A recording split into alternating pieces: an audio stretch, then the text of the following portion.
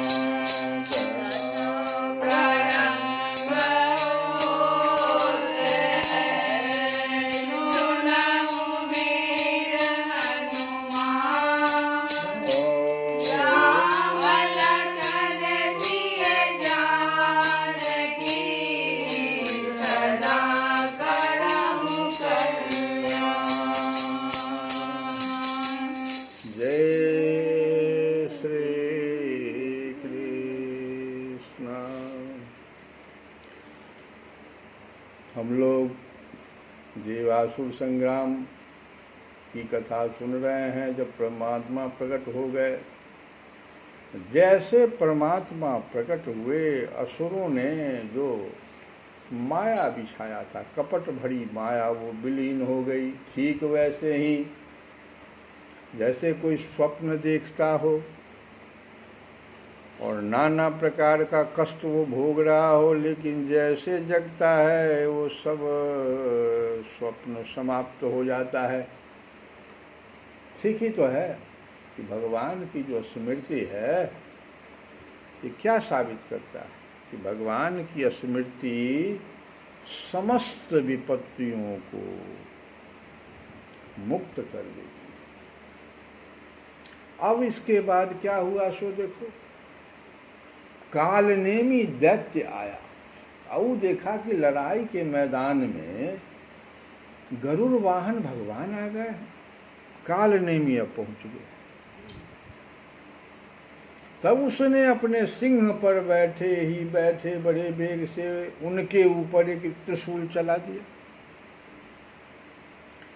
वह गरुड़ के सिर पर लगने वाला ही था कि खेल खेल में भगवान ने उसे पकड़ लिया और उसी त्रिशूल से उसके चलाने वाले कालनेमी दैत्य तथा उसके वाहन को मार डाला। माली और सुमाली अब आया, सब बड़े बड़े दैत्यों का नाम है। तो माली और सुमाली दो दैत्य बड़े बलवान थे। भगवान ने युद्ध में अपने चक्र से उनके सिर भी काट डाले और वे निर्जीव होकर गिर पड़े।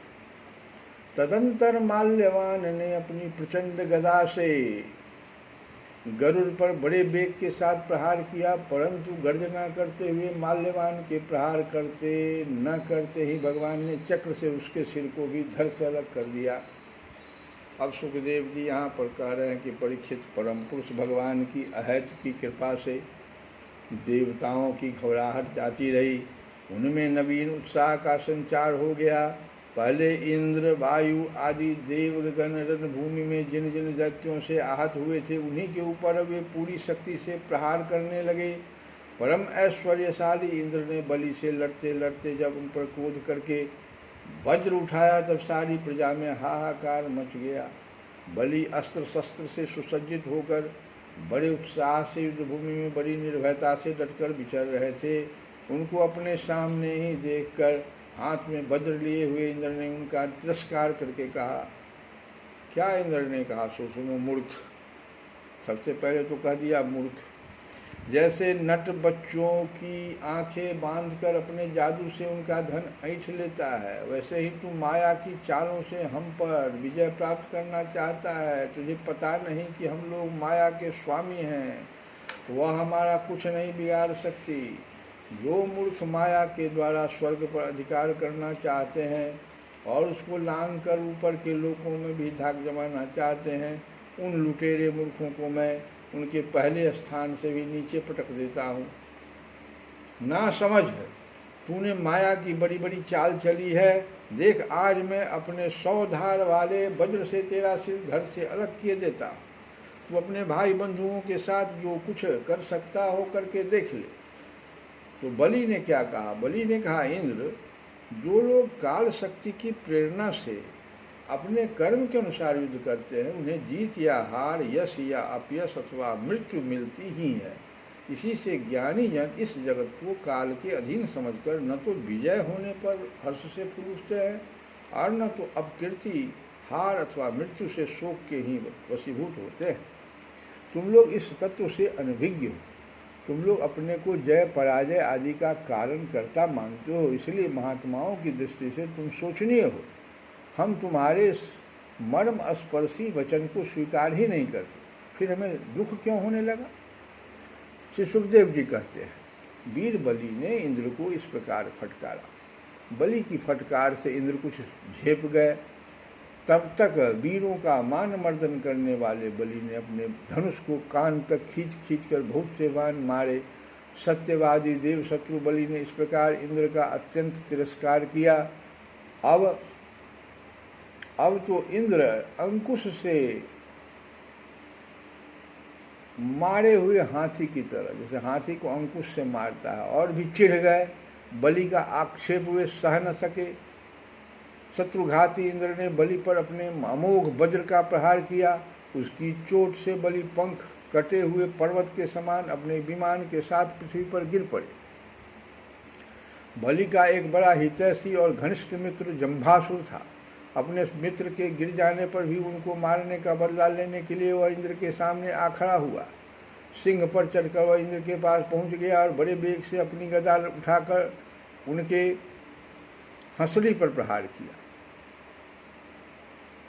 साथ ही उस महाबली ने ऐरावत पर भी एक गदा जमाई। गदा की चोट से ऐरावत को बड़ी पीड़ा हुई। उसने व्याकुलता से घुटने टेक दी और फिर मूर्छित हो गया। उसी समय इंद्र का सारथी मातली 1000 घोड़ों से जुटा हुआ रथ ले आया और शक्तिशाली इंद्र ऐरावत को छोड़कर तुरंत रथ पर सवार हो। दानव श्रेष्ठ जंभ ने रणभूमि में मातली के इस काम की बड़ी प्रशंसा की और मुस्कुराकर चमकता हुआ त्रिशूल उसके ऊपर चलाया।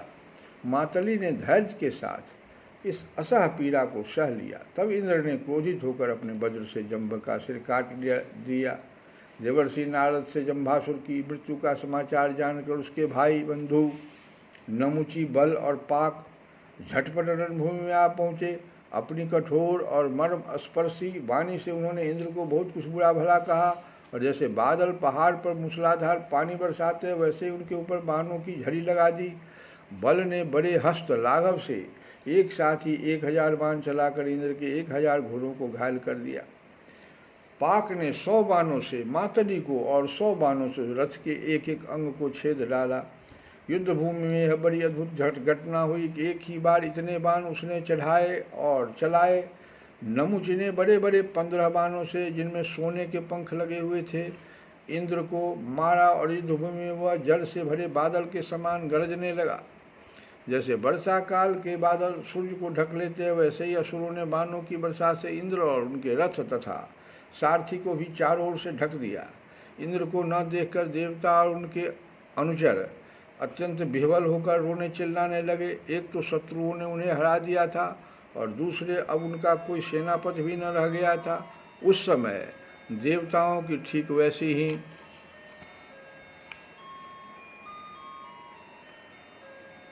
अवस्था हो रही थी जैसे बीच समुद्र में नाव टूट जाने पर व्यापारियों की होती है। परंतु थोड़ी ही देर में शत्रुओं के बनाए हुए बाणों के पिंजरे से घोड़े, रथ, ध्वजा और सारथी के साथ निकल आए। जैसे प्रातःकाल सूर्य अपनी किरणों से दिशा, आकाश और पृथ्वी को चमका देते हैं, वैसे ही इंद्र के तेज से सबके सब जगमगा उठे। वज्रधारी इंद्र ने देखा कि शत्रुओं ने रणभूमि में हमारी सेना को रौंद डाला है। तब उन्होंने बड़े क्रोध से शत्रु को मार डालने के लिए वज्र से आक्रमण किया।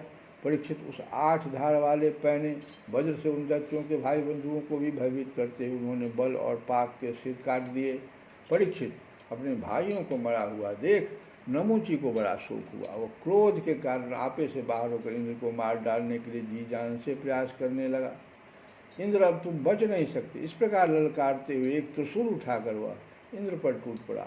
वह त्रिशूल फौलाद का बना हुआ था, सोने के आभूषणों से विभूषित था और उसमें घंटे लगे हुए थे। नमुची ने क्रोध के मारे सिंह के समान गरज कर इंद्र पर वह त्रिशूल चला दिया। परीक्षित, इंद्र ने देखा कि त्रिशूल बड़े वेग से मेरी ओर आ रहा है। उन्होंने अपने बाणों से आकाश में उसके 1000 टुकड़े कर दिए और इसके बाद देवराज इंद्र ने बड़े क्रोध से उसका सिर काट लेने के लिए उसकी गर्दन पर वज्र को मारा। यद्यपि इंद्र ने बड़े वेग से वह वज्र चलाया था, परंतु उस यशस्वी वज्र से उसके चमड़े पर खरोंच तक नहीं आई। यह बड़ी आश्चर्यजनक घटना हुई कि जिस वज्र ने महाबली वृतासुर का शरीर टुकड़े टुकड़े कर डाला था, नमुची के गले की त्वचा ने उसका तिरस्कार कर दिया। जब वज्र नमुची का कुछ न बिगाड़ सका, तब इंद्र उससे डर गए। वो सोचने लगे कि दैव योग से संसार भर को संशय में डालने वाली यह कैसी घटना हो गई। पहले युग में जब ये पर्वत पांखों से उड़ते थे और घूमते फिरते भार के कारण पृथ्वी पर गिर पड़ते थे, तब प्रजा का विनाश होते देखकर इसी वज्र से मैंने उन पहाड़ों की पांखें काट डाली थी। त्वस्था की तपस्या का सार ही वृतासुर के रूप में प्रकट हुआ था, उसे भी मैंने इसी वज्र के द्वारा काट डाला था। और भी अनेकों दैत्य जो बहुत बलवान थे और किसी अस्त्र शस्त्र से जिनके चमड़े को भी चोट नहीं पहुंचाई जा सकती थी, इसी वज्र से मैंने मृत्यु के घाट उतार दिए थे। वही मेरा वज्र मेरे प्रहार करने पर भी इस तुच्छ असुर को न मार सका, तो अब मैं इसे अंगीकार नहीं कर सकता। यह ब्रह्म तेज से बना है तो क्या हुआ, अब तो निकम्मा हो चुका है। इस प्रकार इंद्र विषाद करने लगे। उसी समय यह आकाशवाणी हुई कि यह दानव न तो सूखी वस्तु से मर सकता है, न गीली से। इसे मैं वर दे चुका हूँ कि सूखी या गीली वस्तु से तुम्हारी मृत्यु न होगी। इसलिए इंद्र, इस शत्रु को मारने के लिए अब तुम कोई दूसरा उपाय सोचो। उस आकाशवाणी को सुनकर देवराज इंद्र बड़ी एकाग्रता से विचार करने लगे। सोचते सोचते उन्हें सूझ गया कि समुद्र का फेन तो सूखा भी है, गीला भी है, इसलिए न उससे सूखा कह सकते हैं न गीला। अतः इंद्र ने उस न सूखे और न गीले समुद्र फेन से नमुची का सिर काट डाला। उस समय बड़े बड़े ऋषि मुनि भगवान इंद्र पर पुष्पों की वर्षा, उनकी स्तुति करने लगे। गंधर्व शिरोमणि विश्वासु तथा परावसु गान करने लगे। देवताओं की दुदुम्भियाँ बजने लगी और नर्तकियाँ आनंद से नाचने लगी। इसी प्रकार वायु, अग्नि, वरुण आदि दूसरे देवताओं ने भी अपने शस्त्र अस्त्रों से विपक्षियों को वैसे ही मार गिराया जैसे सिंह हरणी को मार डालते हैं। परीक्षित, इस प्रकार ब्रह्मा जी ने देखा कि दानवों का तो सर्वथा नाश हुआ जा रहा है।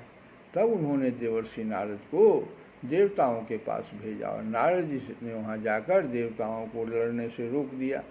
नारद जी ने कहा कि देवताओं, भगवान की भुजाओं की छत्र छाया में रहकर आप लोगों ने अमृत प्राप्त कर लिया है और लक्ष्मी जी ने भी अपनी कृपा कोर से आपकी अभिवृद्धि की है, इसलिए आप लोग अब लड़ाई बंद कर दें। श्री सुखदेव जी कहते हैं, देवताओं ने देवर्षि नारद की बात मानकर अपने क्रोध के वेग को शांत कर लिया और फिर वे सब के सब अपने लोक स्वर्ग को चले गए। उस समय देवताओं के अनुचर उनके यश का गान कर रहे थे। युद्ध में बचे हुए दैत्यों ने देवर्षि नारद की सम्मति से वज्र की चोट से मरे हुए बलि को लेकर अस्ताचल की यात्रा की। वहीं शुक्राचार्य ने अपनी संजीवनी विद्या से उन असुरों को जीवित कर दिया जिनके गर्दन आदि अंग कटे नहीं थे, बच रहे थे। शुक्राचार्य के स्पर्श करते ही बलि की इंद्रियों में चेतना और मन में स्मरण शक्ति आ गई। बलि यह बात समझते थे कि संसार में जीवन, मृत्यु, जय पराजय आदि उलटफेर होते ही रहते हैं, इसलिए पराजित होने पर भी उन्हें किसी प्रकार का खेद नहीं हुआ। ये देवासुर संग्राम की कथा हम लोग सुन रहे हैं। कल इसको आगे बढ़ाएंगे। अभी एक भजन हम लोग गा लें। कल भगवान कृष्ण भगवान का जन्म होने वाला ही है, तो लोग भगवान कृष्ण का ही भजन गावें कि श्री राधे गोविंदा, श्री राधे गोविंदा, मन भजले हरि का प्यारा नाम है, मन भजले हरि का प्यारा नाम है, गोपाला हरि का प्यारा नाम है, नंदलाला हरि का प्यारा नाम है, श्री राधे गोविंदा, मन भजले हरि का प्यारा नाम है, श्री राधे गोविंदा, मन भजले हरि का प्यारा नाम है। ओ मोर मुकुट सिर गले बनमाला, केसर तिलक लगाए, मोर मुकुट सिर गले बनमाला, केसर तिलक लगाए, वृंदावन की कुंज गली में सबको नाच नचाए, सबको नाच नचाए, यमुना किनारे धेनु चरावे, माधव मदन मुरारी, मधुर मुरारी मंगलिया यदि बजावे हर ले सुध बुध सारे हर ले सुध बुध सारे गोपाला हरि का प्यारा नाम है नंदलाला हरि का प्यारा नाम है गोपाला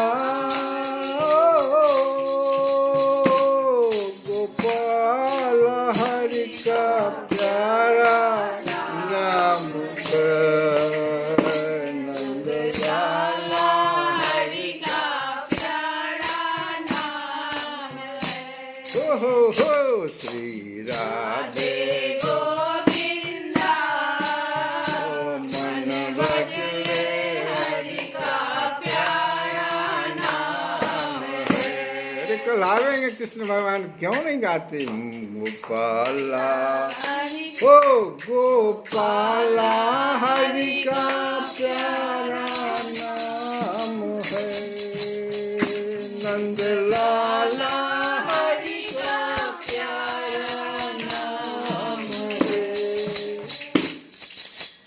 ओ गोपाला हरि का प्यारा नाम है नंदलाला हरि का प्यारा नाम है ओ श्री राधे गोविंदा मन भजले हरि का प्यारा नाम है गिरिधर नागर कहते मेरा सुर को श्यामल भाया तुकाराम और नाम देव ने विठल विठल गाया तो तुकाराम कौन कौन तो तुकाराम और नाम देव ने विठल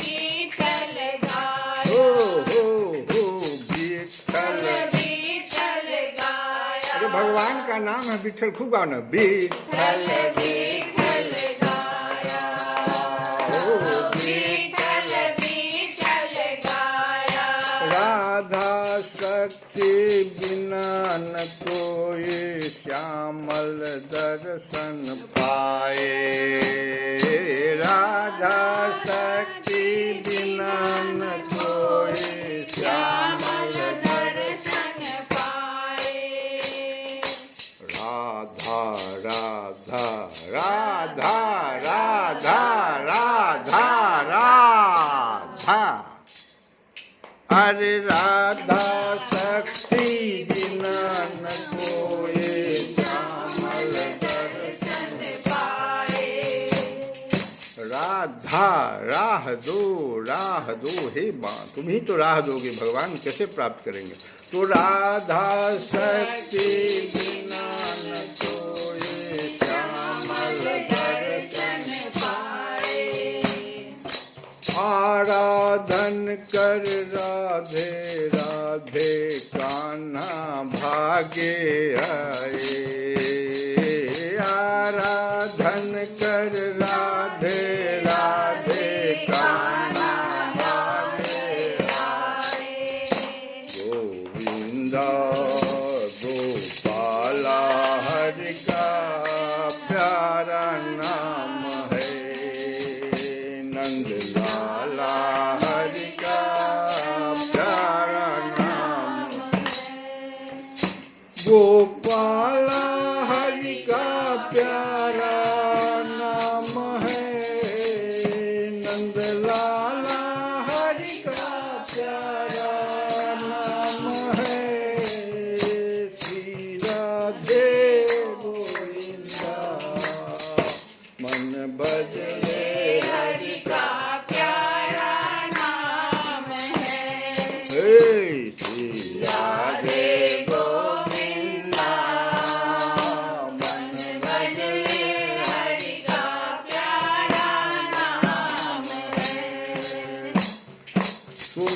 मन का रस जिसको आया वो ही जाने, मन में निराकार साकार होता है भक्तों के आंगन में। नरसी ने कर ताल बजा कर, नरसी ने कर ताल बजा कर सांवरिया को रिझाया। सबरी ने अपने हाथों से प्रभु को बेर खिलाया। सबरी ने अपने हाथों से प्रभु को बेर खिलाया। बैर नहीं बेर बेर, सबरी ने अपने हाथों से प्रभु को बेर खिलाया। वाह! नाम कन्हैया भव सागर से सबको पार लगाया। नाम से देखो गणिका तर गई, तोता घर में पढ़ाया। तोता घर में पढ़ाया। गोपाला हरि का प्यारा नाम है, नंद लाला हरि का प्यारा नाम है। श्री राधे गोविंदा मन भजने हरि का प्यारा नाम है। ओ श्री राधे गोविंदा मन भजने हरि का प्यारा नाम है। श्री राधे गोविंदा मन भजने हरि का प्यारा नाम है। श्री राधे गोविंदा मन भजने हरि का प्यारा नाम है। श्री कृष्ण गोविंद हरे मुरारे, हे